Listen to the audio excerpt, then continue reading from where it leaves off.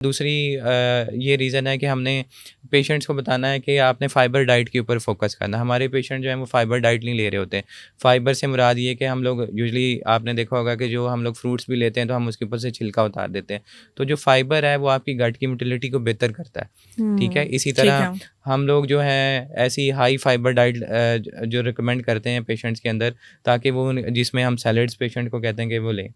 इसी तरह जो ऐसे पेशेंट जिनमें तेज़ाबियत ज़्यादा हो रही होती है, उनमें हम ये कहते हैं कि ऐसी चीज़ें जो तेज़ाबियत को बढ़ाती हैं, जैसे कि लीमू से बनी हुई चीज़ें, ठीक है, सिरके से बनी हुई चीज़ें, इसी तरह मिंट से बनी हुई चीज़ें जो होती हैं वो तेज़ाबियत को बढ़ाती हैं। अच्छा सर, सैलेड में कोई ऐसी चीज़ है जिसको अवॉइड करना चाहिए? सैलेड में आपको ऐसे पेशेंट जिनको डिस्पेप्सिया के सिम्पटम्स या GERD के सिम्पटम्स रहते हैं, उन्हें 2 चीज़ें अवॉइड करनी चाहिए। एक तो वो कच्चा प्याज ना लें, कच्चा प्याज जो है वो भी तेज़ाबियत को बढ़ाता है, इसी तरह जो कच्चा टमाटर है वो भी तेज़ाबियत को बढ़ाता है। तो फिर उनको कैसे खाया जाए? उनको जो है वो सालन में यूज़ कर सकते हैं, ठीक लेकिन है। कच्चा ना लें उसको, ठीक है? और बाकी चीज़ें आप वो ले सकते हैं, अगर जैसे कि वो खीरा ले सकते हैं, खीरा डाइजेशन में हेल्प करेगा। इसके अलावा हमारी जो नेचुरल चीज़ें हैं उसके अंदर जो जिंजर यानी अदरक जो है, वो उसका बड़ा अच्छा एंटी इन्फ्लेमेटरी रोल है। मतलब जिंजर अगर आप अपने खाने में यूज़ करते हैं, तो वो स्टमक की जो सोज़िश है उसको कम करता है। और सर फ्रूट्स जो अवॉइड करने चाहिए? मैंने जैसे पहले बताया कि इसमें जो खट्टी और तुर्श चीज़ें होती हैं वो आपकी तेज़ाबियत को बढ़ाती हैं।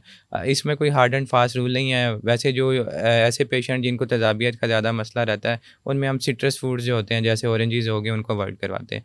बाकी वो जनरली ले सकते हैं सारे फ्रूट। अच्छा सर, डाइजेस्टिव सिस्टम तो बहुत बड़ा है, उसमें हमारा मैदा है, स्मॉल इंटेस्टाइन है, लार्ज इंटेस्टाइन है, तो क्या उनमें भी कोई मसला होता है? जी, बेसिकली मैंने स्टमक के अलावा जो है ना कुछ बीमारियाँ ऐसी हैं जो स्मॉल इंटेस्टाइन और लार्ज इंटेस्टाइन की भी हैं। जैसे मैंने जी, जैसे सीलिएक डिज़ीज़ की बात की जाए तो सीलिएक डिज़ीज़ जिसे हम कहते हैं गंदम से एलर्जी। इसमें होता ये है कि आपकी छोटी आंत जो है, जब आप गंदम वाली चीज़ें लेते हैं तो उसमें ऐसे सिम्पटम्स आते हैं कि गंदम जो है वो एब्ज़ॉर्ब ही नहीं होती, पेशेंट को डायरिया होना शुरू हो जाता है। और हमारी जो छोटी आंत के अंदर ऐसे सेल्स होते हैं विलाए, जो हुँ। बाकी खुराक को भी एब्ज़ॉर्ब कर रहे होते हैं, वो बाकी खुराक को भी एब्ज़ॉर्ब नहीं करते, जिसकी वजह से पेशेंट में आयरन की कमी होती है, आयरन डेफिशिएंसी एनीमिया के साथ पेशेंट आते हैं। तो वे अगर पेशेंट लंबे अरसे तक गंदम वाली चीज़ें लेते रहते हैं तो ये जो विलाएँ हैं वो परमानेंटली डैमेज हो जाते हैं। तो फिर आप बेशक गंदम छोड़ भी दें तो ये वाले सिम्पटम्स बेहतर नहीं होते। तो ऐसे अगर हम किसी पेशेंट को सीलिएक डिज़ीज़ के साथ डायग्नोज़ करते हैं तो उसका सिंपल सा उसका तो ट्रीटमेंट ही यही है कि आपने गंदम वाली चीज़ें से नहीं लेना है।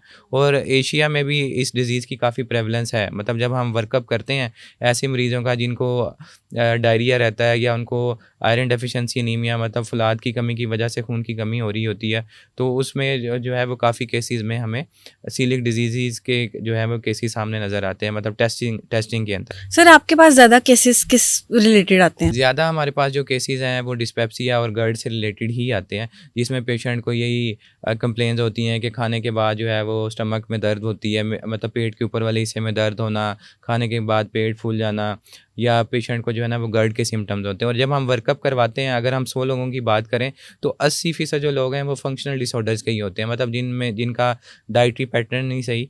अब मैं ये कहता हूँ कि लोग जो हैं वो मतलब अपनी फ़िज़िकल एक्टिविटी पे फ़ोकस नहीं करते, लेकिन लोगों ने जो अपना वो खाने का टाइम है वो उसको फ़ॉलो करेंगे, चाहे उसको भूख लगी है या नहीं लगी। मतलब लोगों ने एक सेट टाइम पैटर्न रखा हुआ है, 2 बज गए हैं तो हमने खाना खाना है। अब आप देखें कि पहले ज़माने में लोग जो है वो 2 टाइम मील लेते थे और उनकी फ़िज़िकल एक्टिविटी भी कितनी ज़्यादा होती थी। अब हमने अपनी जो है वो डेली रूटीन में नंबर ऑफ़ मील्स बढ़ा दी हैं और फ़िज़िकल एक्टिविटी बिल्कुल मिनिमम है। अच्छा, अगर हम डाइट ठीक लें, डाइट प्रॉपर लें और फिजिकल एक्टिविटी ना करें तो क्या हमारी बीमारी दूर हो सकती है? देखें, उसमें दोनों चीज़ें जो है ना वो रिक्वायर्ड तो हैं। अब होता ये है कि नॉर्मली हमारे जो यहाँ पे लोग हैं ना, जैसे आपने बताया कि डाइट नॉर्मल ही है। कोई भी बंदा जो है ना वो बैलेंस डाइट नहीं ले रहा। मतलब या तो अपनी डाइट में आप कार्बोहाइड्रेट्स बहुत ज़्यादा ले रहे हैं, या अपनी डाइट में आप प्रोटीन्स बहुत प्रोटीन ज़्यादा ज़्यादा ले ले रहे रहे हैं हैं। या फैट्स बहुत ज़्यादा ले रहे हैं। तो एक बैलेंस डाइट लेनी चाहिए। दूसरे नंबर पे ये है कि हमारे जो लोग हैं वो कैलोरी कॉन्शियस नहीं है। वेट क्यों बढ़ता है? वज़न हमारा तब बढ़ता है जब हमारी जो रिक्वायरमेंट है कैलोरीज़ की, हम उससे ज़्यादा ले रहे हैं, इनटेक ले रहे हैं। अब जैसे अगर हम बात करें कि ऑन एन एवरेज एक फ़ीमेल को 1500 कैलोरीज़ रिक्वायर्ड होती हैं, और अगर आप जो है ना वो 100 ग्राम्स जो है वो नट्स ले लें तो 100 ग्राम नट्स में ऑलमोस्ट 600 टू 700 कैलोरीज़ होती हैं। लेकिन आप नट्स लेने के बाद आपका पेट नहीं भरेगा। आप उसके बाद 2 हाँ। रोटियाँ भी खा लेंगे तो वो कैलोरीज़ आपकी एक ही मील में पूरी होगी।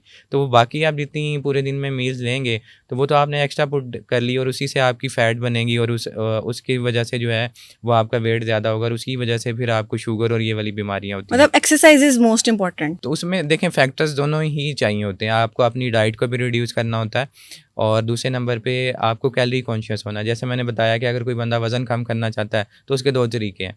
एक तरीका तो ये है कि अगर वो बहुत ज़्यादा फूडी है, वो कहता है कि मैं खाना नहीं छोड़ सकता, तो आप उसे कहें कि आप अपना वर्कलोड बढ़ाएँ। अगर आप 2000 कैलोरीज़ ले रहे हैं तो आप बर्न ज़्यादा करें।